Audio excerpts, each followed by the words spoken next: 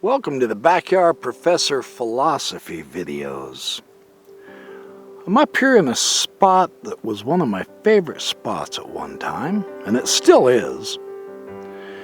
But someone caused a fire to occur in this absolutely beautiful area a few years back.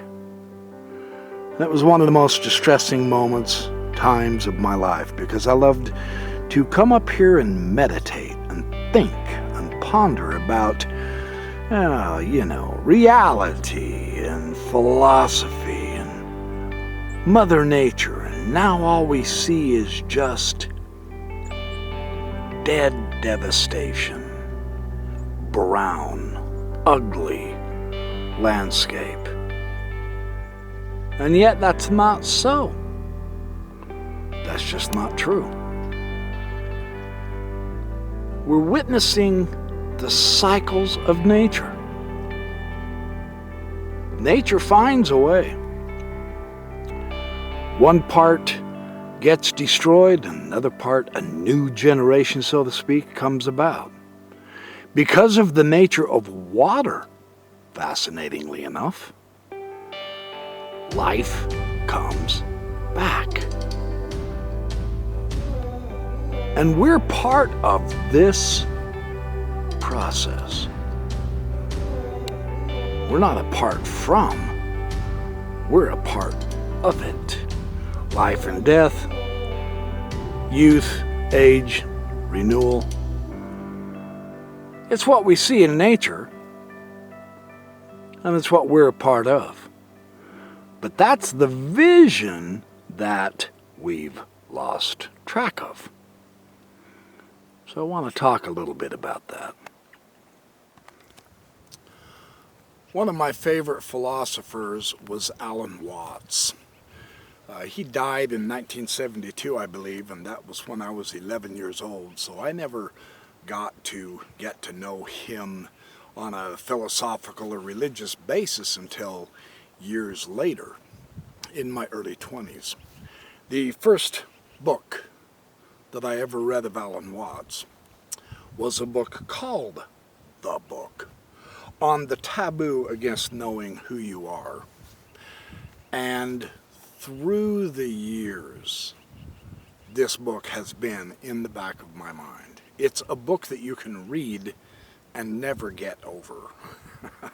He had such a unique outlook, such interesting mannerisms in the way he spoke, and the way he elaborated and gave analogies to what ultimately we want to understand, something we call reality.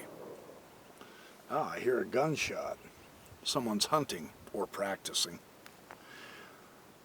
This idea in the taboo against knowing who you are is really a most remarkable text. And I want to share a little bit of ideas. He said, if you've read this before, great, this will be a good review.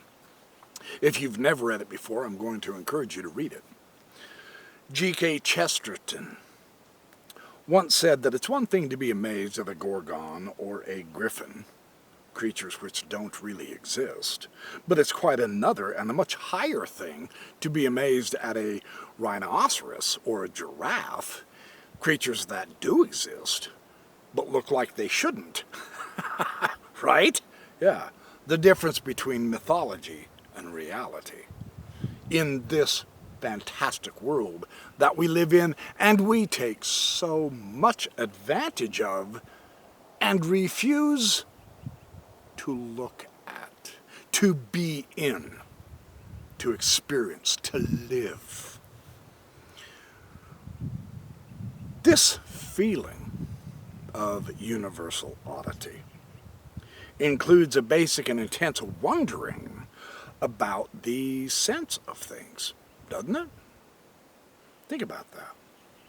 Why, of all possible worlds, this colossal and apparently unnecessary multitude of galaxies in a mysteriously curved space-time continuum, these myriads of differing tube species playing frantic games of one-upmanship with each other. These numberless ways of, quote, doing it, from the elegant architecture of the snow crystal to the diadem to the startling magnificence of the lyrebird or the peacock. And I might add, since I am here in this particular country, the crow, a very interesting and utterly intelligent bird.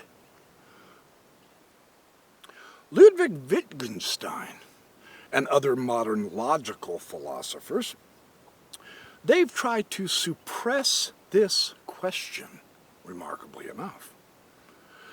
And they say it has no meaning, and so we shouldn't be asking it. Most philosophical problems are to be solved by getting rid of them, to the point, by coming to the point, where you see that such questions as why this universe, or other such kind of questions, are a kind of an intellectual neuroses. It's a misuse of words to ask why this universe. It has no meaning. It's as meaningless as asking, where is this universe? When the only things that are anywhere must be somewhere inside the universe. Of course, yeah.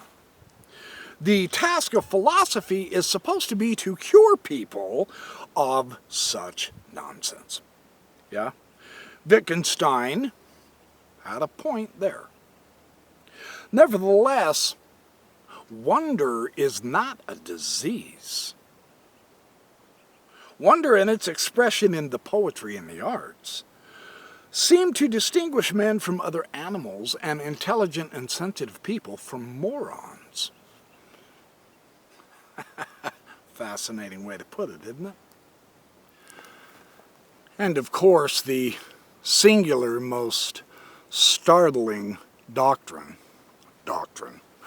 I use the term loosely, of course, that Watts is known for, is this idea of our being alive. And what does that entail? What does that mean? And it boils down to the ultimate questions of life, of course. Who are we? Yeah, who? Who actually are we? And why do we live in this kind of an incredible world? We suffer from a hallucination, from a false and distorted sensation of our own experience and of our own existence as living organisms. Most of us have this sensation of I, myself, me. I am the backyard professor, and you are someone different. See, this sensation lives with us, for the vast majority of us, throughout the majority of our lives. We are a separate center, as it were, of feeling, of emotion, of reality.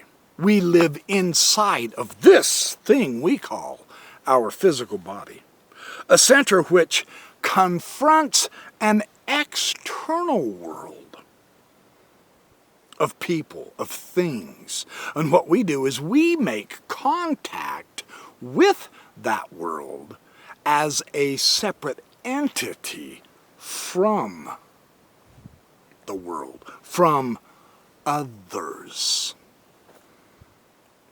And this universe appears both alien and strange. And our everyday figures of speech reflect this. I came into this world. Or someone says, well, you must face reality. The conquest of nature is another such really heinous concept of being separate from, and therefore we need to conquer. And ultimately, of course, what we end up doing is destroying our very home. because of this false sense of separation. This feeling of being lonely and very temporary visitors in the universe is in flat contradiction to everything known about man and all other living organisms in the sciences. We do not come into this world, we come out of it as leaves from a tree. As the ocean waves, the universe peoples. Every individual is an expression of the whole realm of nature, a unique action of the total universe. This fact is rarely, if ever, experienced by most of us, however, and even those who know it to be true in theory do not sense or feel it, but they continue to be aware of themselves as isolated egos inside bags of skin. And because of this philosophy, of the idea that we are separate from the world, we end up being hostile to the world.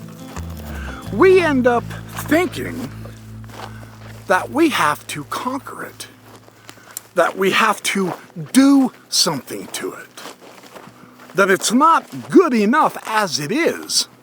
We have to change it. A tree can't remain just a tree. We have to convert it to lumber. We have to make it so that it's useful to us. We don't end up appreciating a rock being a rock, or a bug, and there's plenty of them around here, being a bug. We call things pests, and we create poisons to kill them off, so that our world can be a better world. And in the process of waging war against the world, we make it worse than it really is. The world and the universe has had millions of years to evolve and to become valuable and to become beautiful in its myriads of thousands of different ways, and we don't like it, so we change it, always for the worse, for the earth. And in the long run, we just can't do that, because we will die. And here the case concerning religion arises. Because how do we, who are separate from this world, which we all have in common, how do we cooperate to be in and a part with this world, a part of it? We don't. Religion argues that they want to be separate. It is a fallen, miserable world, is what some religions teach.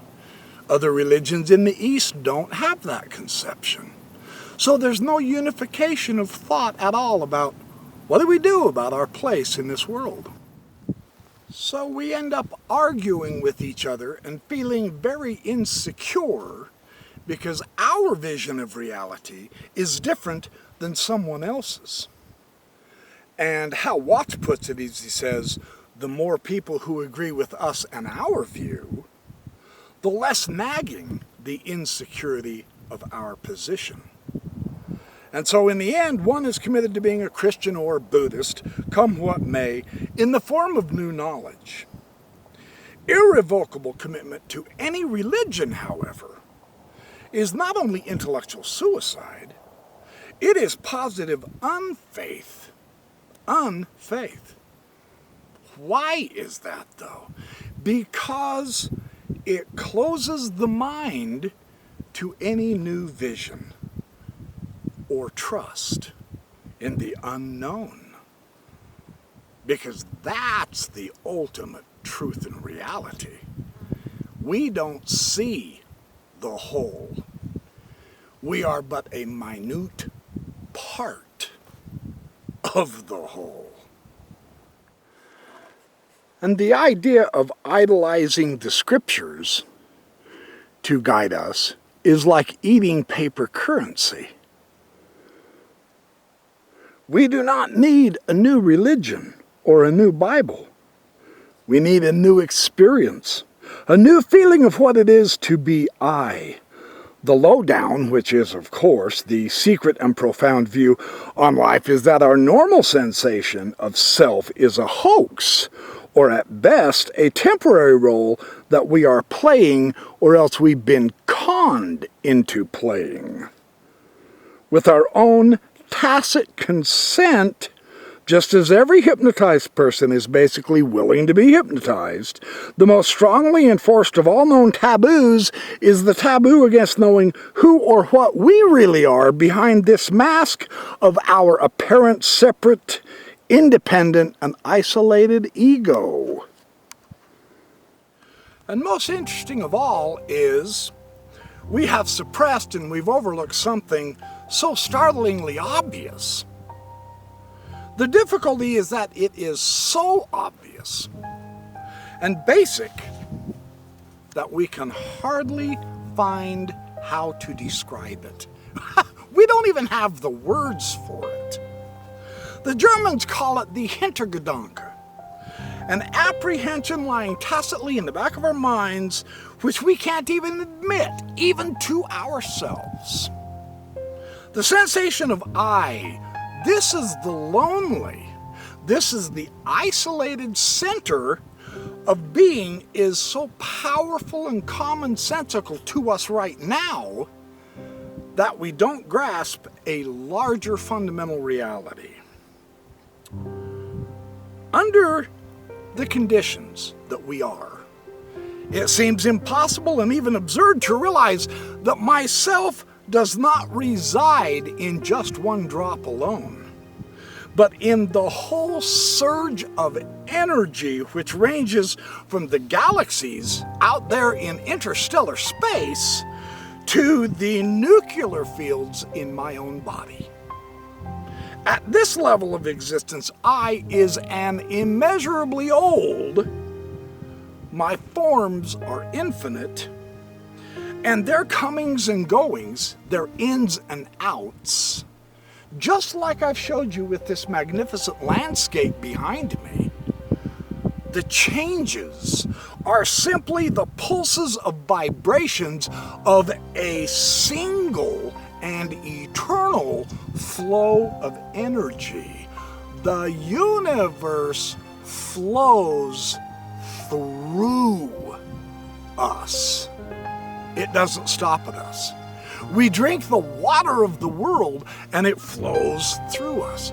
We eat the various foods and forms of life and they flow through us. We enjoy the sun as it comes into us and we absorb the sun and it flows through to us. Light, water, the air we breathe, everything here is a process of flow and vibration, but it's only one process, and we are that process.